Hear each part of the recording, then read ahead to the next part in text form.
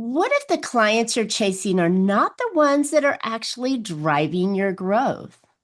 See, most businesses assume that growth means more leads, more activity, and more customers. But what if the smarter move is identifying the 20% of the clients that are creating the greatest value in your business, then building your strategy around them?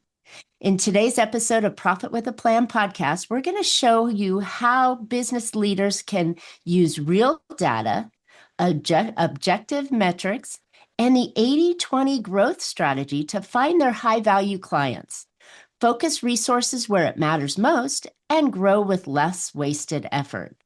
So if you're tired of working harder without seeing the growth you expected, this conversation will help you rethink the real opportunity, where the real opportunity is hiding.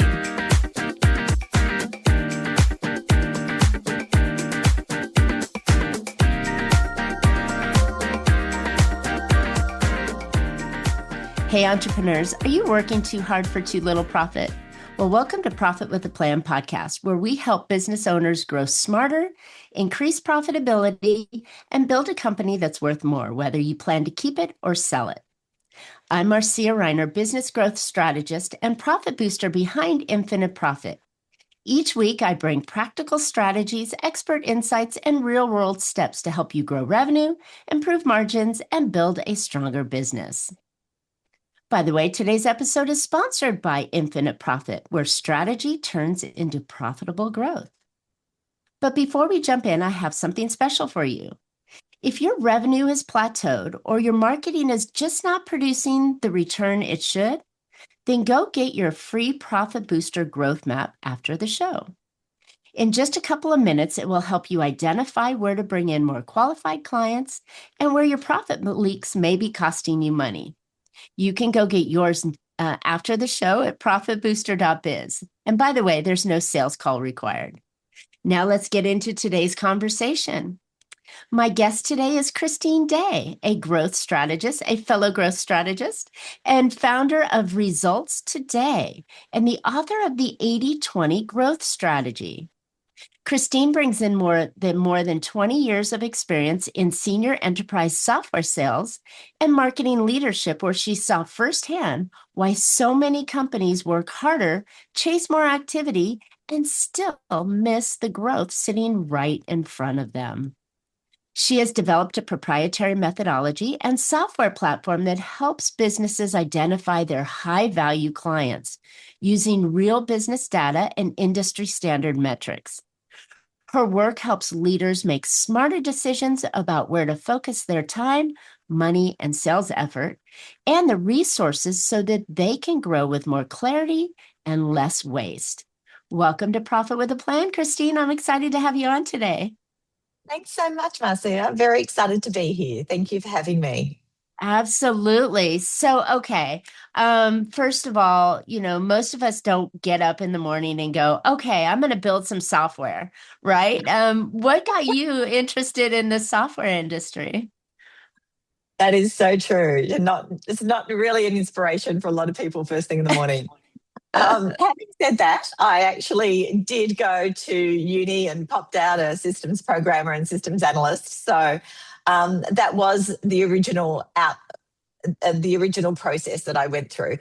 Having done that, I was technical for 4 years. I literally was sitting in front of a computer coding, and someone tapped me on the shoulder and said, I don't suppose you really want to go into sales. You really have a knack for sales. And thank God they did, right? So it only took me 4 years of being a techo to then move into sales. And that was sort of my trajectory through enterprise software executive roles. But the thing that got me thinking about developing the 80/20 principle was actually, well, the software came first and then the book came after the software. And it was because I was thinking about a workshop session and thought, there's just a lot of data here. And this is going to be really difficult to manipulate. I need a piece of software to do that. But if I sort of step back a little bit more, the reason and the aha moment, if you like, as to why I even thought about the 80/20 growth strategy was really around a moment with a client of mine. This is a client I've been working with for over a year. We had a great relationship. We met once a month just as a status check. But what happened was this time they contacted me and said, Christine, I think we need to meet up. This is like maybe about a week earlier than normal. I think, oh, this is not good. Why don't you come to our offices? Yeah. Why don't you come to our offices? Okay. We normally did it over Teams. So here I am sitting in their boardroom, and it was beautiful, overlooking Sydney Harbour. And I'm thinking, oh, this is lovely. We went through the review, just casually chatting. Everything was fine. And I'm sitting there waiting. I'm thinking, they've got to be wanting to say something to me. And it came right at the very end. And they said, well, look, I've got to break it to you. We've actually lost our largest client. And I went, oh, that's not good news. I mean, look, it's not disastrous, but it's not great. Right. Especially if they're heavily invested, or if it's a large percentage of that of their client base is that one client, that could be disastrous. Yeah. Look, they were large, but they also had a lot of other clients.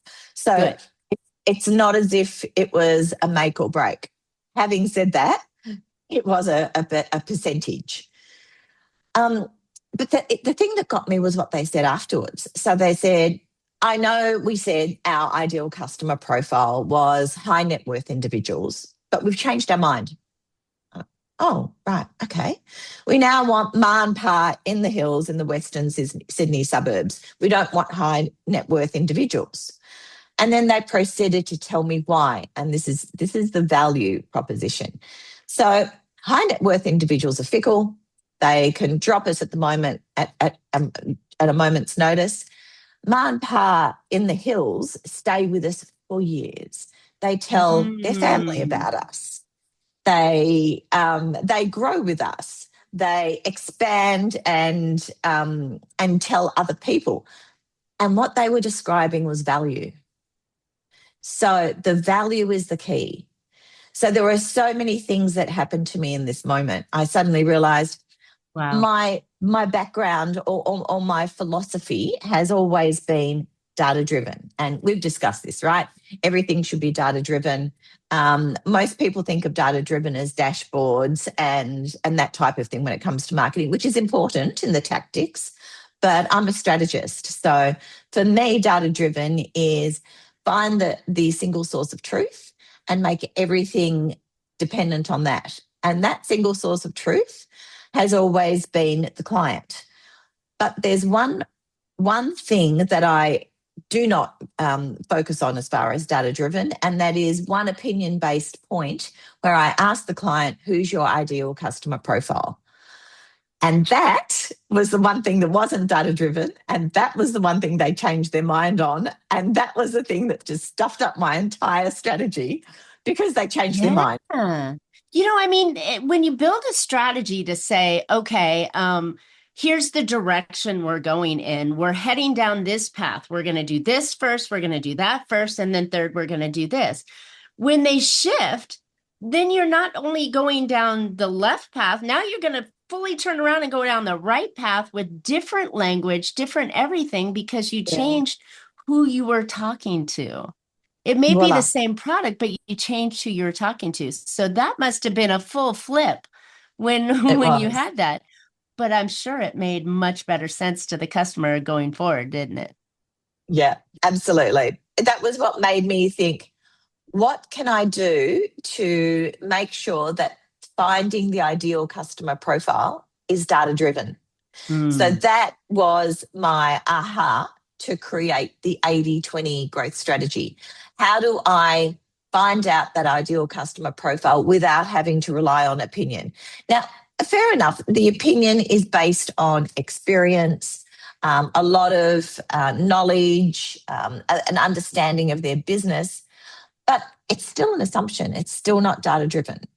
I think it's a lot of pipe dreams too, because they're like, oh, I want high wealth individuals and I want to go down here. And if all the planets aligned and the sun rose in the west instead of the east, it may be, or vice versa in the East instead of West. It may be better that way, but oftentimes the data will tell you that here's your loyalty.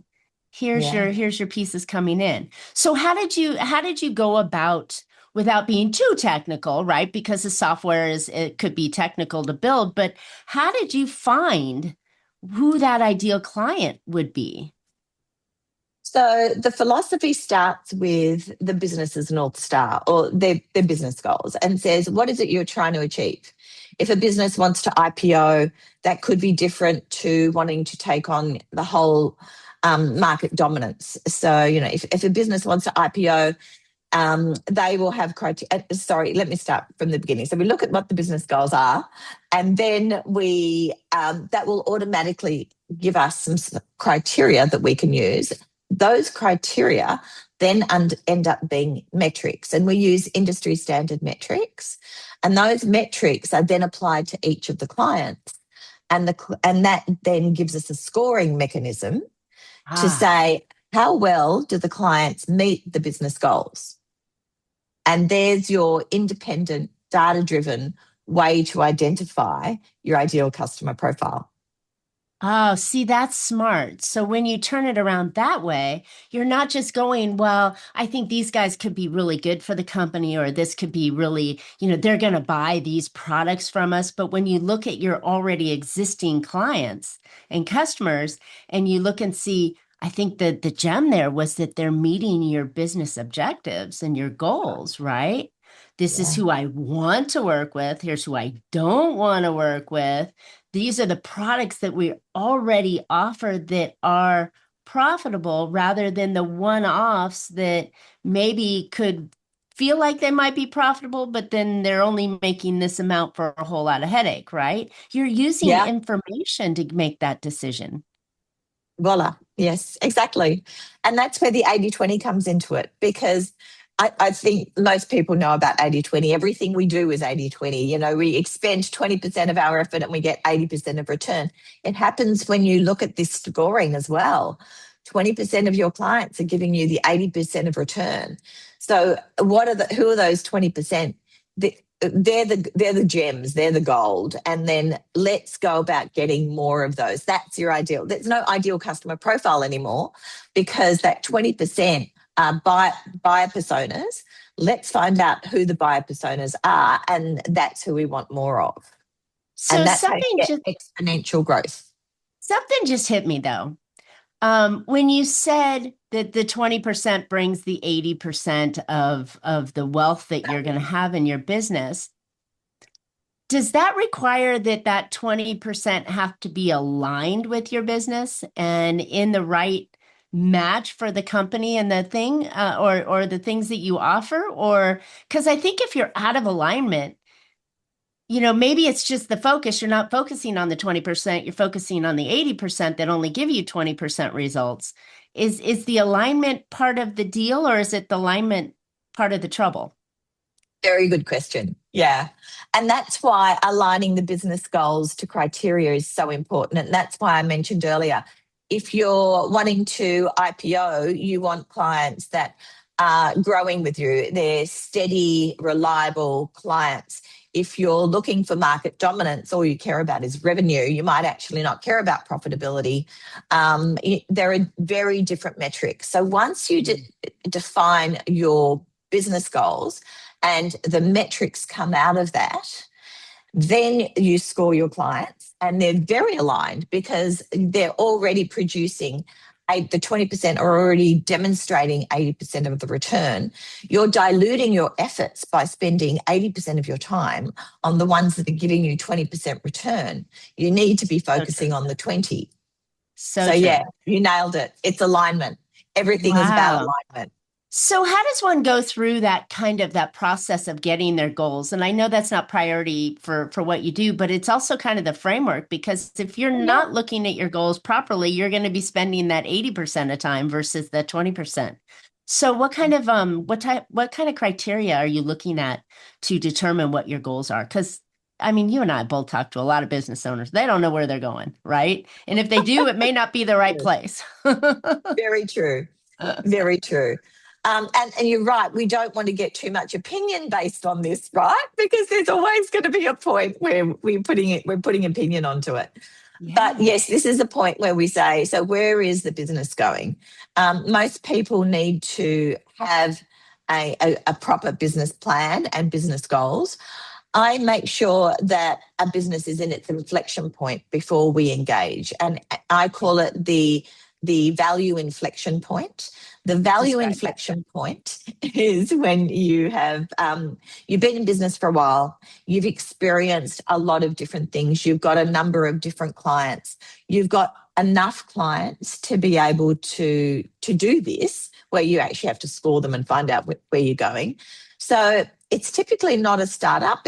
It's typically an organization in scale up mode. And once you're in scale up mode, you've experienced enough to understand what your business goals are, with obviously assistance from people like you and I, who can help them find out where they want to go and how to then create the metrics to define the goals in metrics. You typically look at goals. That's going to pop out with a set of criteria. That criteria will then be translated into industry standard metrics. And I'm talking things like customer profitability, customer lifetime value, metrics that industries understand. So it's not just, let me just stick a finger in the air and is it, how much revenue is this customer generating? It's or they're looking at only top line and not looking at the bottom line. They're only looking at how much, I got paid X this month, off of this client, but not looking at all the expenses that eat all those things up, right? That's the key, cost to serve. Most people do not look at cost to serve per client. And the other big issue is systems don't allow you to do this at the client level.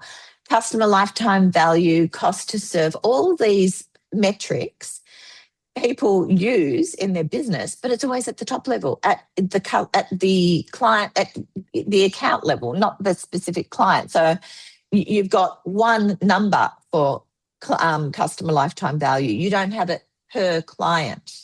Right. So that's what my software does. It normalizes everything. It grabs information from lots of different sources and then scores it per client rather than for the entire organization.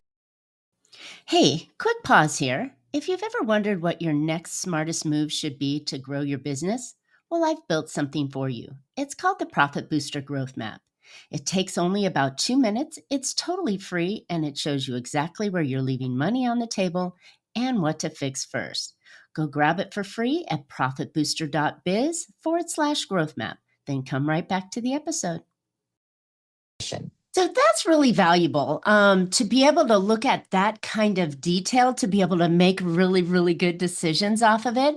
But like you said, most people are looking at the big picture. What happens when you look at the big picture and you make a decision versus looking at the small, the minute details and making a decision? Yeah, good question. So when you are doing that analysis, which most people do at the top level, you're getting everything averaged out. So you're not seeing that 20% of your clients are generating 80% return and you're going, oh, we're doing well. Look at our customer lifetime value. It's fabulous. Where in actual fact, if you lost a few of those in your 20%, it's going to have a significant detrimental effect on the business. And the figures don't show that. So you're thinking your business is running beautifully, whereas you're actually risking quite a lot. Wow, truth bomb right there. When you're looking at those big numbers and you don't drill down into the details, you think your business is doing well, and it might not be doing as well as it could, or you could be running down a river looking for a waterfall when your client goes away. When that one client that happens to be in the juicy 20% falls off. So that's a huge risk that is unseen. So why aren't businesses looking at the unseen more? I think everyone knows about 80-20, the Pareto principle, and there are lots of books that are written on it. 10x is greater than is easier than 2x, by Benjamin Harvey and mental blank, Dan Sullivan. Dan Sullivan. It's a big one at the moment. Everyone's reading it, and it's inspirational. It's really well written. There's also 80-20 principle. Now I need to get this right. Perry Matthew, I think is his name. Perry Marshall. Perry Marshall wrote 80-20. So everyone talks about them, but when you read into them, they basically say, so find your 20% and just focus on your 20% and everything will just work They're out. assuming you can pull it out of your books easily, right? Yeah. Yeah. They don't tell you how to do it. There's no specific rigid methodology or principle to find that 20%. They assume you know them. And that's the problem. Another assumption. Here we go. Assumptions again. So you do assume you think the loudest clients are the ones that are the best. The ones that are giving you the most revenue are the best, and they focus on those. But as you pointed out earlier, that might not be the most profitable client. The cost to serve for those clients is probably going to be far outweighing the profitability for some more quieter, smaller clients. So you can actually fall into some traps by not looking at it thoroughly enough and not having a methodology in a focused way to find that 20%. And what to do with the 80%. No one tells you what to do with the 80%. That's right. We haven't even talked about what to do with the 80%. So, Christine, what can we do with the 80%? Well, books like 10X is easier than 2X say, just get rid of them. You know what? Okay. So in reality, I don't know what business owner will just go, "Oh, sure, go ahead. I don't need you anymore."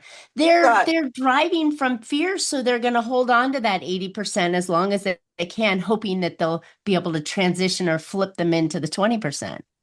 Yeah, which doesn't happen. I mean, people show that, or organizations show their characteristics already. A vendor is not going to be able to change that. So, yeah, I go through 3 different options. It really depends on whether your business sells reoccurringly or sporadically or on a one-off basis. Now, look, if you sell one-off, great, that's fine. You're a real estate agent or a finance broker or something like that where you have a one-off sale. Actually, that's not true. Finance brokers have long-term relationships, but real estate agents typically might have one-offs. And that's great to then focus on the 20%. But in SaaS businesses and most service-oriented businesses, most organisations that are SMB-style businesses have clients and relationships that they carry on for quite some time. So the good ones do. The good ones do. The first option is obviously to look at your 20%, find the characteristics that are important, and find out where your buyer personas are. Create a laser-driven sales and marketing strategy to find more of those. Now, that's number one. You do that regardless. Your sales and marketing is now targeted to the 20%. So it's a bit of a no-brainer, right? In theory, yes. In action and results, no. But yes, in theory, yes. Okay, not many people try the correct theory on it. I mean, I feel like I'm bashing today, but I'm not meaning to. But so many people miss the obvious. And then they go chasing squirrels and shiny objects because they think without data, they think and assume and make opinions, as you say, and chase something that they shouldn't, when all you have to do is follow the data. Yeah, that's so true. I know. Look, I have to admit, the process makes it easier because once you have objective metrics where the management team have bought off and signed off on and distribute throughout the organisation, people get it. So you don't have your services team working against a different lot of KPIs to sales team, to finance team. Everyone has the same set of KPIs. It actually is easier. Salespeople like talking to the 20% because the 20% typically value the organisation more than the 80%. Life becomes a lot easier. We have a very laser-focused way with which we're going to market and sell, and everyone's singing out of the same hymn book. It is actually easier. So that's one positive, if you like. Yeah, but you do that's definitely a positive. when Yeah. it makes business easier, when, that's, of course, it's always better that way. And I Yeah. think, like you said, it just feels right because everything lines up. It's a natural conversation.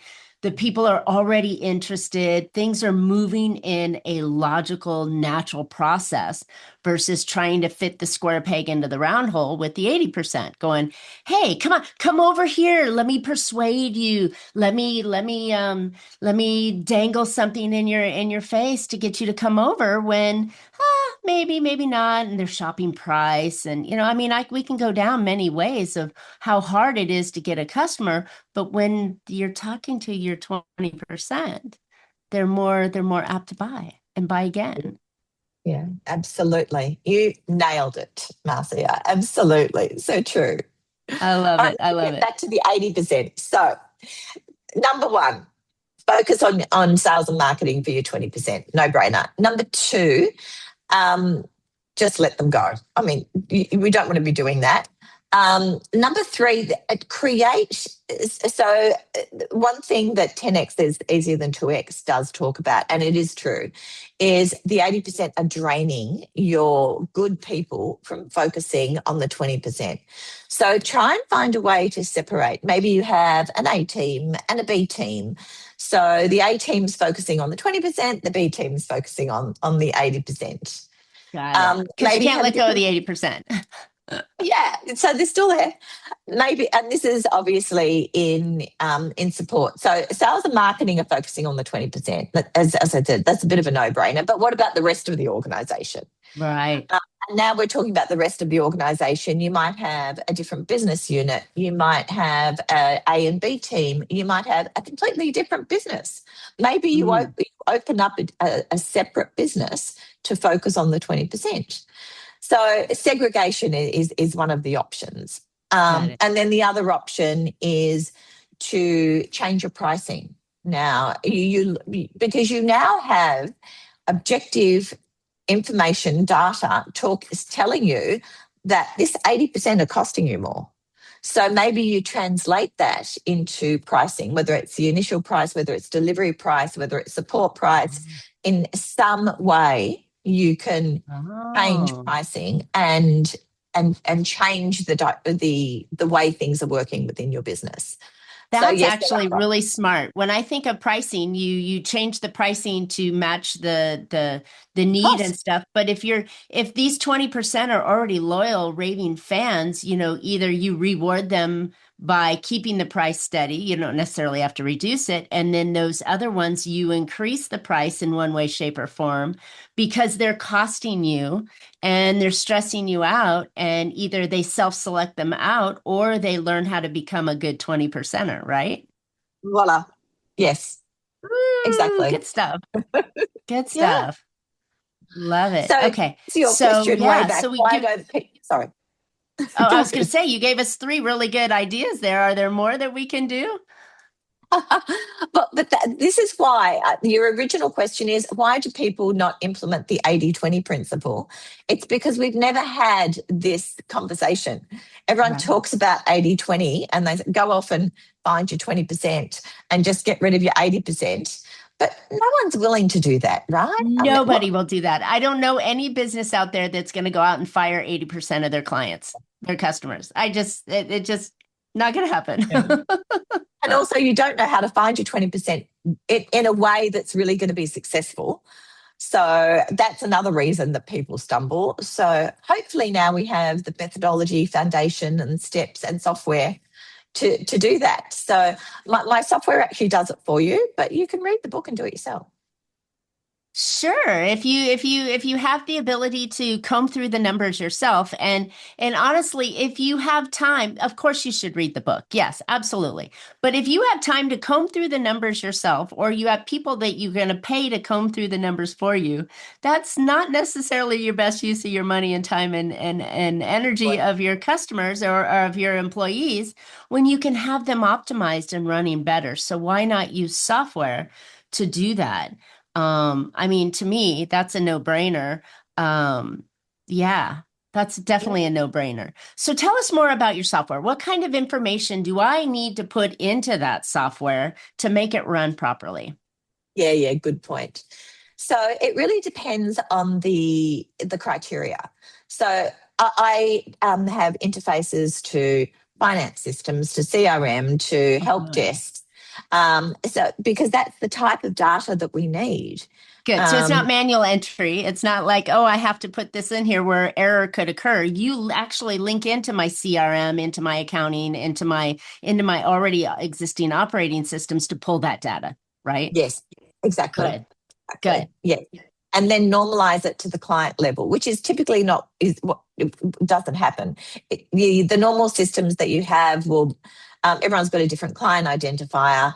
The information typically isn't aggregated. It takes quite a lot of normalization and work to get that information to a point where we can bring it all together and create those metrics at the client levels. And that's what the software does. Okay. Because So once we get to that client level, what is it? What is the data going to tell me? Will it give me demographics so I can go out and duplicate those people?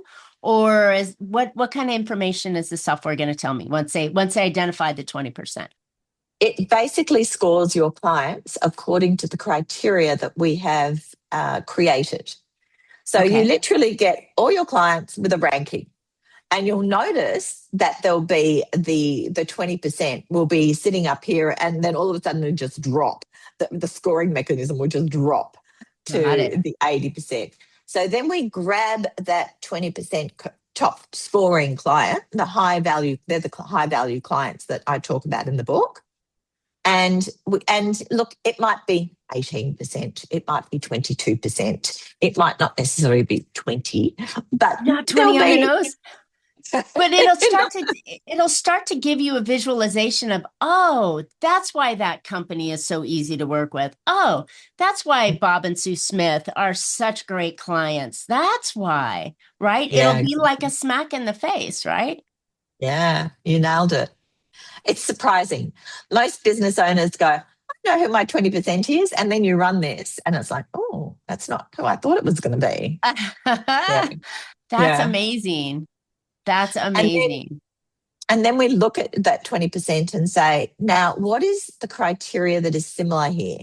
And that's when we create buyer personas, and we create buyer personas and get to know those clients intimately. And that's where our normal day-to-day interaction comes in, where we talk to those buyer personas. We get to know them in incredible depth. So we know everything about them, how they make decisions, where they go to make decisions, what stops them making decisions, what objections they come up with, absolutely everything. And then we create the growth strategy based on that. And that's the blueprint that we use to take to sales and marketing. And we get sales involved all the time. So my background in sales makes me naturally drawn to them anyway. So all the workshops we do, all the information that we build together is built with sales. I love it. And then all the magic happens because you're talking naturally to the type of person who would naturally want to do business with you. And that to me just seems like the perfect alignment from the start rather than having to again put the square peg into the round hole with the other folks. So what a beautiful process this is. And I mean, I can clearly see the advantages and the potential results that would come out of this. So, wow. All right, Christine, I know we can talk forever on this, and we have such similar backgrounds that we can definitely go down some rabbit holes. But where can listeners find out more about you and this software to help them be able to dial in that 20% so that they can work smarter, not harder? They can have more effective conversations with their ideal clients? Sure. So my website is www.results2, the number 2, day.com.au, because I'm in Australia. So that's resultstoday.com.au. And right now I've got an offer for anyone that's listening. If you'd like to get an excerpt of the book, you go to resultstoday.com.au /sample. And you can download a sample of the book, which gives you a summary of everything we've spoken about today. It's the beginning of the foundation, if you like. So I'll give that to you one more time. It's resultstoday.com.au/sample. Got it. And that will be in the podcast notes. So if you were driving and you didn't catch it, you'll definitely be able to go online and find it out for you. And that's really valuable. So thanks, Christine. I know that, we continuously, as business owners, we're trying to chase clients and put out fires, and we're trying to do things and try and try and try. And, when it just naturally moves forward and we can take that natural progression and multiply it, that's where growth occurs. And then once that growth occurs, we're going to hit that break point where we need to scale out. Why not do it with this methodology and knowing who exactly is your perfect customer that will really make your business easier, more profitable? I mean, we can go on and on and on, make your team happier, everything just naturally aligns. And I think that's where that 20% falls into. So I would encourage you, everybody, to go get Christine's book, check out the software, see how you can make your business a lot better. Thank you, Marcia. Absolutely. Well, thanks for tuning in today, everybody. I hope you're walking away with some really practical, really practical ideas that you can put to work right now to grow your business, make it more profitable and more valuable. And before you go, if you want a clearer path to more revenue and stronger profit, go grab the free Profit Booster Growth Map. It will quickly show you the top opportunities to grow revenue and stop those profit leaks that may be holding you back. And you can go get yours at profitbooster.biz. And it should complement very nicely what Christine's talking about. And then when you can dial in those customers, this kind of leverage will really take off. And if this episode brought you some value today, be sure to subscribe and share it with another business owner who needs to hear it. We'll be seeing you next week with more strategies to help you grow smarter and profit stronger. So until then, make your plans and profit with them. Thanks, Christine. Thank you, Marcia.